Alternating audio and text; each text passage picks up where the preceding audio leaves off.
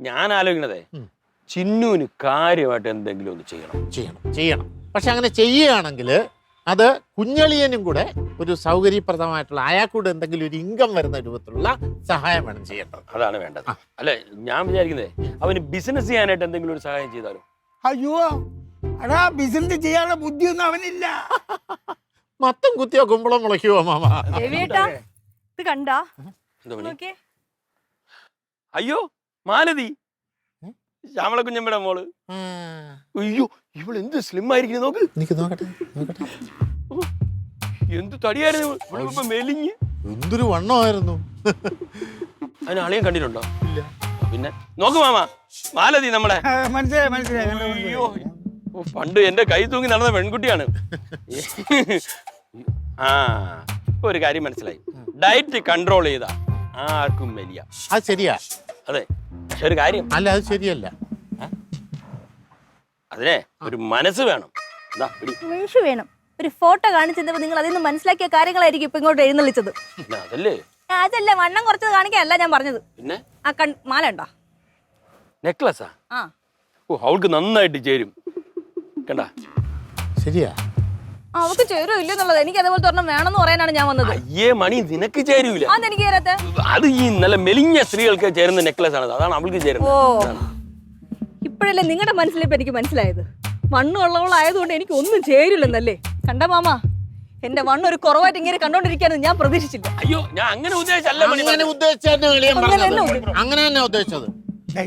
സ്വന്തം ഭാര്യയുടെ മുമ്പ് വെച്ച് വേറൊരു പെൺകുട്ടിയെ പോറ്റി പറയുമ്പോഴേ അവക്കത് ഇഷ്ടപ്പെടൂല. എന്റെ മാമ ഞാൻ പോഴത്തൊന്നും അല്ല. പിന്നെ ഞാൻ ഉള്ള സത്യം പറഞ്ഞില്ലേ? ഓഹോ, അപ്പൊ നിങ്ങളുടെ ഭാര്യയുടെ വണ്ണം ഒരു കുറവാണ്, എന്റെ ഒരു കുറവായിട്ടാണ് നിങ്ങൾ കണക്കാക്കി വെച്ചേക്കുന്നല്ലേ? മനസ്സിലായി. മണി നീ എന്താന്ന് പറയണേ? രവിയേട്ടാ, നാട്ടുകാർ മൊത്തം എന്റെ വണ്ണത്തിനെ പറ്റി കുറ്റം പറയും. കണ്ട് 5 മിനിറ്റ് ആവുന്നതിന് മുന്നേ നാട്ടുകാർ വന്ന് എന്റെ അടുത്ത് മെലിയണം എനിക്ക് ആരോഗ്യത്തിന് പ്രശ്നമാണെന്ന്. മെലിഞ്ഞിരിക്കുന്നവർക്ക് ആരോഗ്യ പ്രശ്നമില്ലേ? അല്ലെങ്കിൽ തന്നെ ലോകത്തിലുള്ള സകലമാന ആൾക്കാരെ ദൈവം ഒരു അച്ചിട്ടാണ് വാർത്തത്. ചിലർ വണ്ണമുള്ളവരുണ്ടാവും, ചിലപ്പോൾ കറക്റ്റ് സൈസ് ആയിരിക്കും, ചിലപ്പോൾ മെലിഞ്ഞിരിക്കും, പല ഷേപ്പിലും സൈസിലല്ലേ വരുന്നത്. അത് കാണുമ്പോൾ മറ്റുള്ളവർക്ക് സുഖമായിട്ടുണ്ടെങ്കിൽ ഞാൻ സഹിച്ച്, പക്ഷെ അത് എന്റെ ഭർത്താവിന് അതൊരു പ്രശ്നമാണെന്ന് പറയുമ്പോഴുണ്ടല്ലോ. ഞാൻ അങ്ങനെ ഉദ്ദേശിച്ചല്ല പറഞ്ഞു. അളിയ ഒന്ന് പറയാളിയാ. ഞാൻ പറയത്തില്ല, അളിയന്റെ ഭാഗത്താ തെറ്റ്. ഞാൻ എന്തിനു പറയാ? നീ അവളെ മുമ്പ് ഇത്രയൊക്കെ പറഞ്ഞു. ഇനി നിങ്ങൾ ഒരു അക്ഷരം മിണ്ടണ്ട. നിങ്ങളെ മനസ്സിലിരിപ്പൊ എനിക്ക് മനസ്സിലായി. മനുഷ്യ നിങ്ങളെ പറ്റി ഞാൻ ഇത് വിചാരിച്ചതേ ഇല്ല.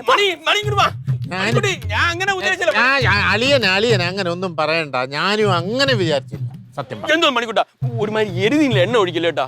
അതെ അളിയ, സത്യം പറഞ്ഞ അവൾക്ക് നല്ല വണ്ണമുണ്ട്. ഞാൻ പറഞ്ഞില്ലേ? അതെ, ഇത് അവിടെ മുമ്പ് വെച്ച് പറഞ്ഞിട്ടായിരുന്നോ? പറയാൻ പറ്റത്തില്ല. കാരണം നാളെ എനിക്ക് ഇവിടെ ജീവിക്കണ്ട. അത് അവളാണെങ്കിൽ ഭയങ്കര ദേഷ്യത്തിലാണ് പോയി. ഞാൻ എന്ത് ചെയ്യും? ഇനിയിപ്പോ ചെയ്യാനുള്ളതെന്ന് പറഞ്ഞാല് അളിയൻ പോയിട്ട് മണിയെ പറ്റുമോ കാര്യം? അവള് ഭയങ്കര ദേഷ്യത്തിലാണ് പോയത്. എല്ലാം കൂടെ ആരെ കണി കണ്ടോണ്ടോ? ഒന്നുമില്ല ഇവിടെ.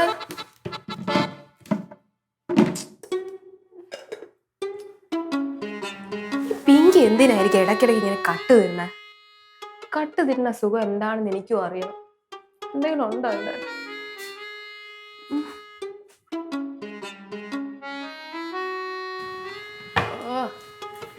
ഭദ്രമായിട്ട് അടച്ചു വെച്ചേക്കണോ?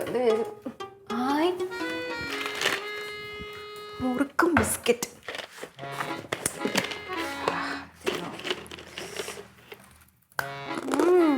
കൊള്ളാം, ടൊമാറ്റോ മുറുക്കും.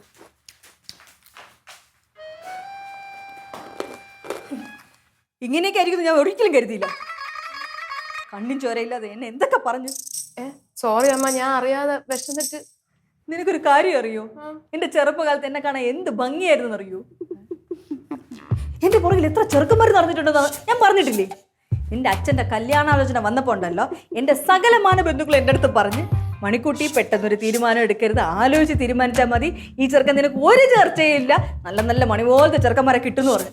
അപ്പോഴും ഞാൻ മനസ്സിൽ വിചാരിച്ചത് എന്തോന്നാണ്, നല്ല ചെറുക്കനായിരിക്കും, നല്ല സ്വഭാവമായിരിക്കും എന്ന് കരുതി സമ്മതിച്ചു കൊടുത്തു. അവസാനം കിട്ടിയല്ലോ. മണി, ഞാൻ സത്യത അങ്ങനെ ഒന്നും ഉദ്ദേശിച്ച് പറഞ്ഞല്ല. നീ കേക്ക് പറയണ്ടേ? അപ്പൊ മുറുക്കല്ല വിഷയം. ഇല്ല, നിങ്ങൾ എന്താണ് ഉദ്ദേശിച്ചത് എനിക്ക് കൃത്യമായിട്ട് മനസ്സിലായി. നിങ്ങൾ ഇനി ഒരക്ഷരം വിടണ്ട. അതല്ല, നീ ഇടയ്ക്കിടയ്ക്ക് ഡയറ്റ് എന്ന് പറഞ്ഞിങ്ങനെ ആഹാരമൊക്കെ കുറയ്ക്കൂലേ, ഇതിനത് കണ്ടിന്യൂ ചെയ്യാൻ പറ്റിയിട്ടുണ്ടോ? അപ്പൊ ഞാൻ അതാണ് പറഞ്ഞത്. രവിയേട്ട ഇത്രയും പറഞ്ഞിട്ട് ന്യായീകരിക്കരുത്. നിങ്ങളുടെ മനസ്സിലിരിപ്പൊക്കെ എല്ലാവർക്കും മനസ്സിലായി. അല്ല, എന്താണ് പ്രശ്നം? അത് പറഞ്ഞു കൊടു. എന്താണ് പ്രശ്നം? പരിഹരിക്കോ നീ? പറ്റുമോ? ഇല്ലല്ലോ, പിന്നെ മിണ്ടായിട്ടോടെ. മണി ഞാൻ പറയട്ടെ മണി, നീ ദേഷ്യപ്പെടല്ലേ മണിക്കുട്ടി. രവിയേട്ടാ, ഇനി ഒരു അക്ഷരം മിണ്ടണ്ട. എന്നെ ഇത്ര ഇൻസൾട്ട് ചെയ്യേണ്ട വല്ല ആവശ്യം ഉണ്ടായിരുന്നു? ഞാൻ എന്തൊക്കെ വിചാരിച്ചാണ് നിങ്ങളെ. ഒരു കാര്യമുണ്ട്, നിനക്കറിയോ, 2 പിള്ളേരാകുമ്പോ അമ്മമാർക്കൊക്കെ ഇച്ചിരി വണ്ണമൊക്കെ വെക്കും. ആ വണ്ണം വെക്കുന്നതേ നമ്മൾ ഇരിക്കട്ടെ എന്നങ്ങ് വിചാരിക്കും, കുറയ്ക്കൂല. എന്തുകൊണ്ടാണെന്നറിയോ? 2 പെൺപിള്ളേരെ അമ്മയാണെന്ന് മനസ്സിലാവണം, അല്ലെങ്കിൽ അമ്മയും മക്കളൊക്കെ ഒരേപോലെ ഇരിക്കും. അതൊന്നും പറഞ്ഞാൽ നിനക്കൊന്നും മനസ്സിലാവില്ല, നിങ്ങൾക്ക് മനസ്സിലാവില്ല. ഞാൻ അങ്ങനെ ഉദ്ദേശിച്ചല്ല മണി. അല്ല, ഈ മകളെന്നുള്ള ഒരു രീതിയിലേ എന്താണ് സംഭവം എന്ന് എനിക്കും കൂടി അറിഞ്ഞാൽ കൊള്ളാം. നീ മിണ്ടരുത്, ഇറങ്ങി പോടി, പോ പോ. അല്ലെങ്കിൽ നീ പോണ്ട, ഞാൻ പോയാൽ മതിയല്ലോ, അതായിരിക്കും നല്ലത്. മാറി, ആരും പോണ്ട. മണി മണി അച്ഛാ, എന്താണ് സംഭവം ഒന്ന് പറ. അത് എന്നോടൊന്നും ചോദിക്കല്ലേ, അവള് ദേഷ്യപ്പെട്ടവേ. മണി മണി